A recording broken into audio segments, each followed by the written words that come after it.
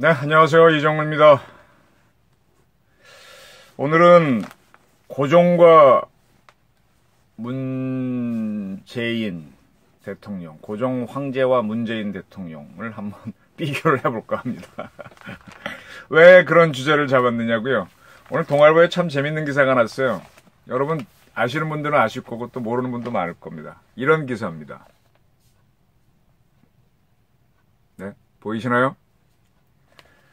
고종의 국세, 국세라고 하면 그 임금이 쓰는 옥세, 옥세는 임금의 도장이고 나라의 도장은 국세라 그러는 거죠. 근데 국세인데 대군주보 70년 만에 돌아와 이런 기사입니다. 미 교포가 경매로 구입해서 대한민국에 돌려준답니다. 네. 고종 때의 국세인데 옥세도 아니고 황제보도 아니고 대군주보랍니다. 보자는 뭐 보물보자, 그러니까 도장보자라는 뜻이니까 그럴 수 있는데 자, 우리나라 역사에서 그 최고 지도자인 임금을 가르치는 말이 여러 가지가 있었습니다. 박혁거세 때는 왜 뭐라 그랬죠? 박혁거세 이사금인가요? 차차홍 뭐 그런 거 아시죠? 이사홍, 차차홍 뭐 그런 거 있었고 그게 뭐 이사금에서 임금이 나왔다 그랬지 않습니까? 뭐 그런 건 아실 거고. 그 다음엔 전부 다 이제 왕으로 알려져 있습니다. 근데 특이하게 고종은 대한제국을 선포해서 우리 역사상 처음으로 황제에 오른 임금으로 되어 있죠. 그런데 황제가 돼서 대한제국을 선포한 게 1897년인데 그 전에 한 만 2년 동안 왕도 아니고 황제도 아닌 대군주라는 호칭어를 쓰면서 있었습니다. 그때 사용한 도장이 바로 이 대군주보라는 도장입니다. 대군주.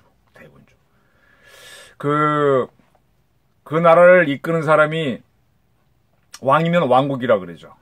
황제면 제국이라 그럽니다.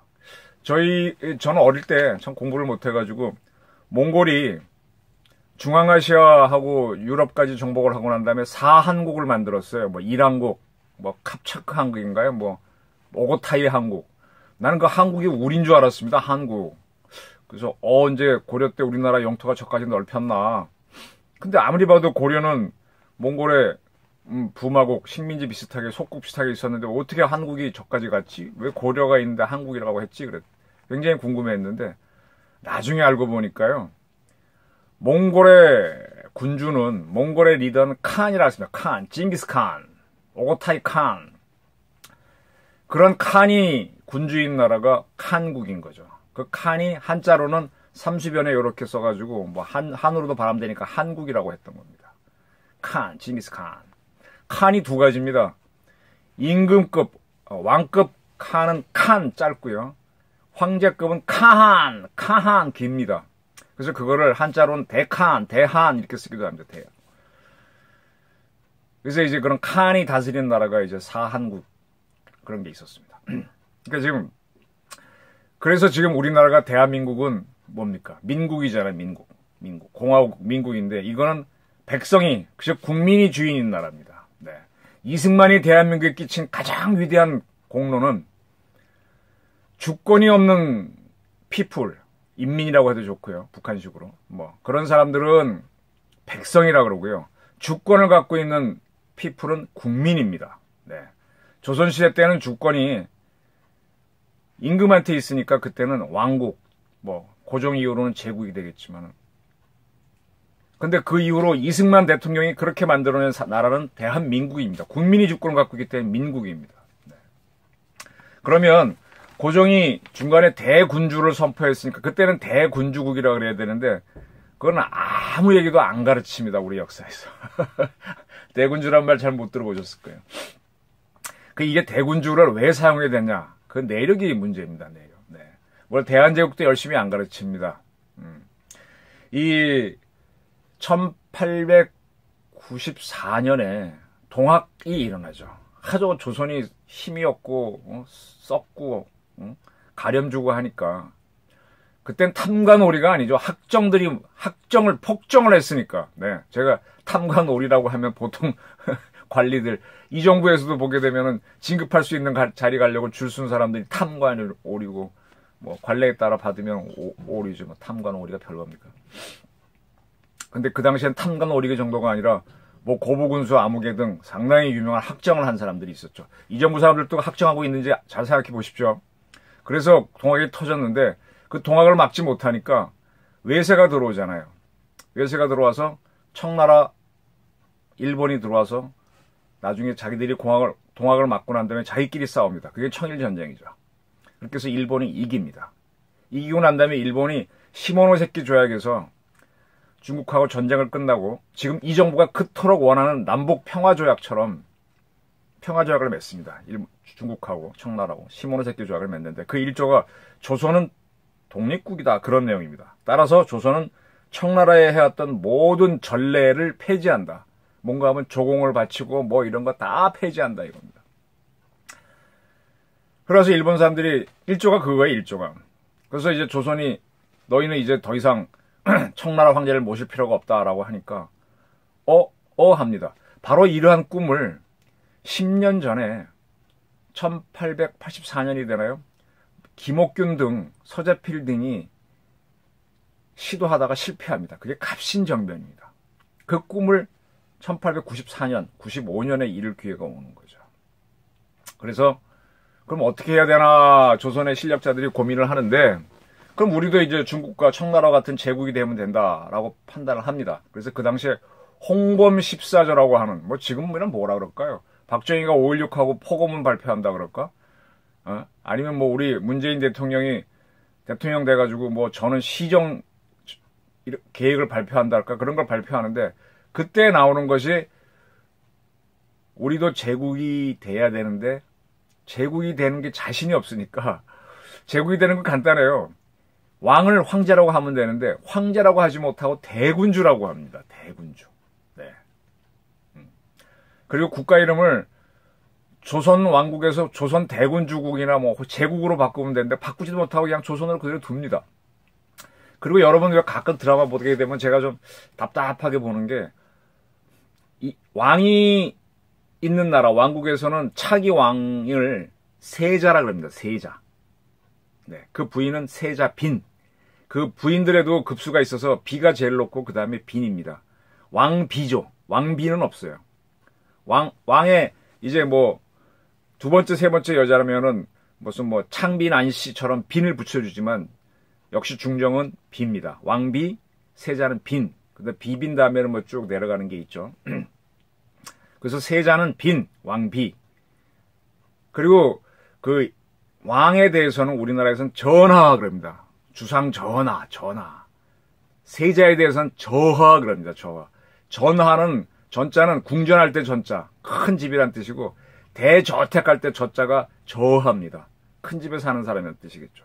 그 다음에 쭉 내려가면 한참 뒤에 이제 뭐 각하가 나옵니다. 지금 우리나라는 각하도 쓰지 못하게 하는데 대통령한테 각하 붙이면 사실은 맞지 않아요. 장관급에 붙이는 단어가 각하였어요. 그 위에 하파라는 게 대원군 하파. 뭐 그렇게 내려갑니다.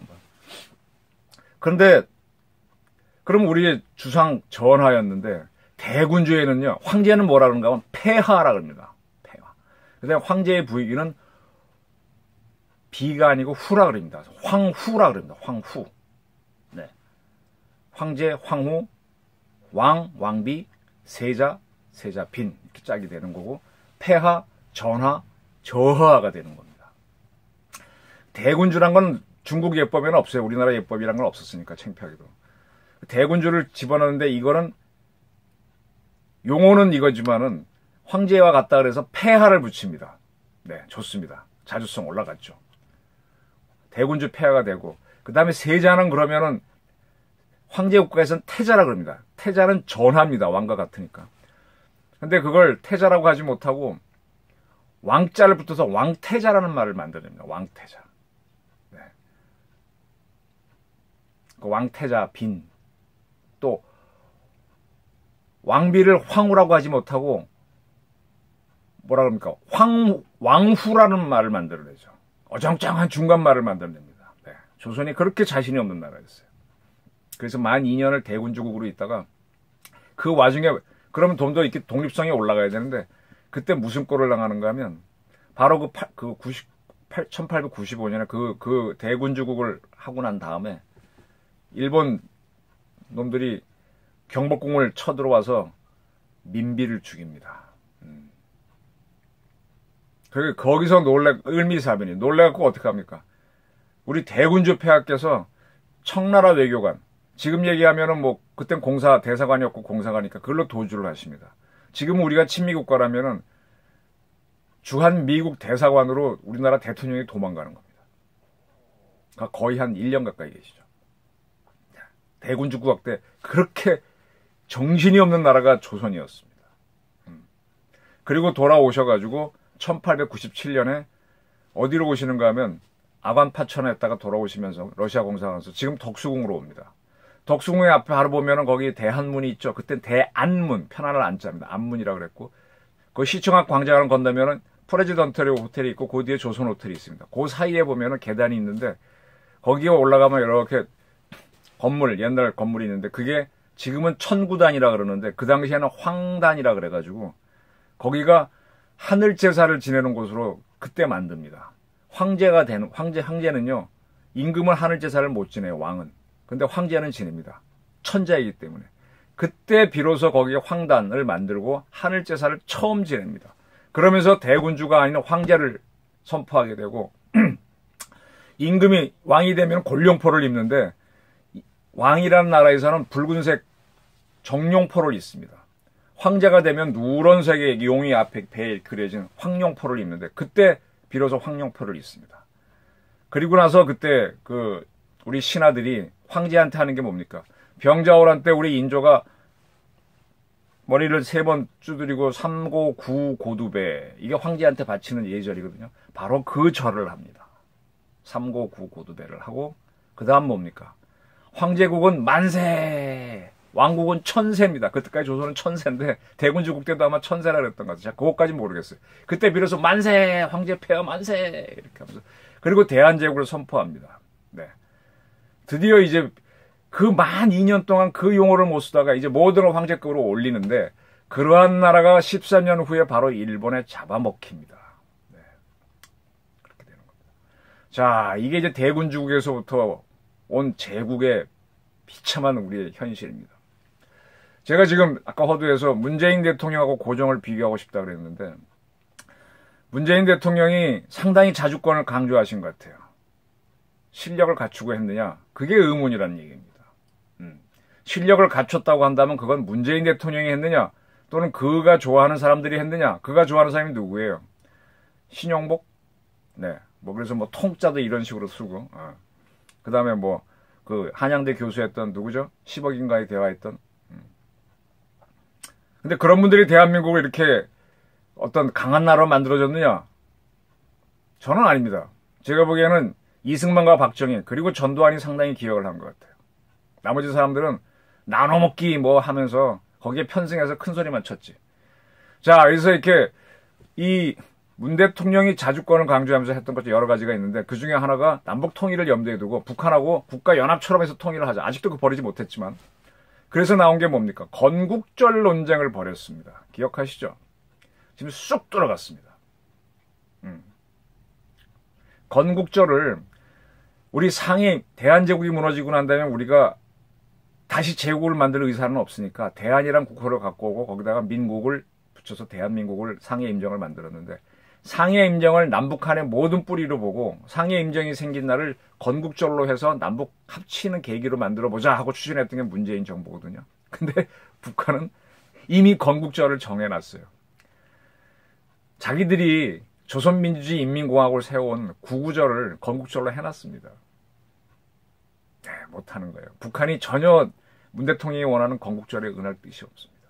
두 번째, 이 문재인 정부가 남북한 군을 하나로 만들고 싶어갖고 임정이 처음에 이렇게 군대가 없이 오다가 이제 2차 대전 터지고 하니까 광복군을 만듭니다. 그때 조선의연군, 공산군 세력인 김원봉이가 들어와서 둘이 합쳐져갖고 광복군이 만들어졌으니까 이 광복군을 건군의 뿌리를 하고 싶다 그래갖고 그걸 한참 김원봉이 띄우고 무슨 암살 영화를 본인이 보고 뭘 다 했지 않습니까?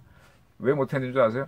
북한은 조선인민군 창건이를 건군절로 해놨어요. 근데 조선임금문을 처음에는 46년인가 7년에 만든 걸로 했다가 나중에 그 빨치산 투쟁한 거 있지 않습니까? 만주에서. 그것도 김일성이 혼자 한 게 아니라 중국 공산당의 멤버로 들어가서 그때 그 대장이 주보중입니다. 주보중 밑에 한 중대장급 하는데 거기에 들어갔을 때 한 거를 2월 7일인가 그거를 조선인민군의 뿌리로 봅니다. 네, 그때 중국군의 일부였죠. 그걸 건군절로 했기 때문에 못하는 겁니다. 그 개념대로 한다면 우리는 조선 광복군은요. 중국군이 통제를 하기로 했으니까 그걸 우리는 잡으면 되는 거죠. 네. 무슨 얘기인가 하면 자주권을 내세우는데 자주권 있으면 북한을 딱 휘어잡고 가면 되는 거죠. 네. 고종이 자신 있으면 황제를 선포하고 대군주 무슨 대군주야 얼어 죽을. 무슨 왕태자야 그냥 태자지. 그리고 중국하고 일본을 한판 붙으면 되지. 청일전쟁에서 일본이 왜 조선을 독립국을 시켜줘. 스스로 하면 되지. 중국하고 한판 붙어서. 원색이란 놈이 와갖고 뭐 감국 대신이라고 온 뭐 지랄 떡을 다 가도 꼼짝 못한 군주이면서 말입니다. 지금 문 대통령은 한반도 운전안전라는 거라고 뭐 대미 자주 뭐 어쩌고 뭐 해봐. 지난번에 뭐 지소미아 작년에 파기한다 그러다가 뭐 이번에 또 뭐 다시 폐계력처럼 하다가 또 못하고 물러나잖아요. 네. 컬랩스 되고 있습니다. 네. 다행인 거는 대한제국 때는 경제도 약했는데 지금은 그래도 한국의 재벌 기업들이 탄탄하다는 것. 근데 이 정부가 굉장히 싫어했죠. 그래서 계속 쪼다가 요즘은 경제가 안 좋으니까 경제 살려달라고 부탁을 하고 있습니다. 그렇게 국민을 위한다는 사람들이 이 코로나 바이러스 올 때는 꼼짝도 안 하고 청와대에는 초미세립자 무슨 뭐 분무로 약을 뿌리고 하더니만 뒤늦게 뭐 경제가 워낙 안 좋으니까 나오셔갖고 했는데 제가 잘했다고 했는데 그나마 또 생쇼가 돼가지고 지금 뭐 영 여론이 안 좋네요. 무실력행 실력 없이 하게 되면은 당합니다. 무너집니다. 세상에 간단치 않습니다.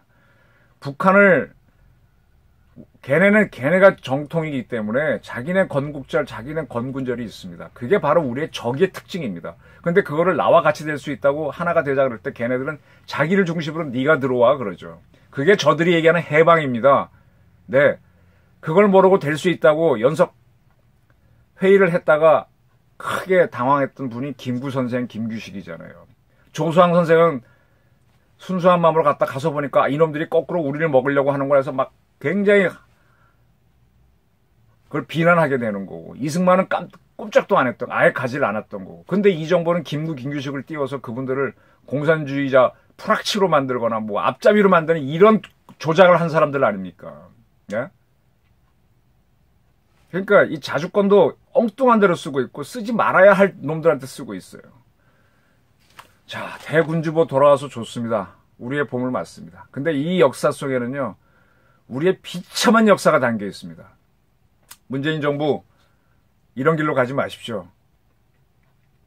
실력을 키우십시오. 그리고 우리가 줏대를 가지고 북한을 합쳐야지 북한의 장단에 놀아나지 마십시오. 북한이 왜 문정부하고 18년도인가요? 17년도에 18년도가 참 발음이 안 좋네. 18대 대통령도 박근혜 대통령 뭐 저렇게 되시고 별로 느낌이 안 좋네. 2018년도에 그렇게 북한하고 짝짝꿍 하다가 19년에 나가 떨어졌지 않습니까?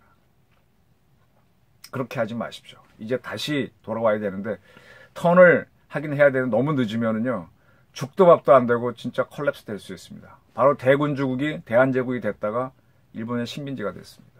이런 역사를 반복하지 않기를 간절히 고대합니다. 감사합니다.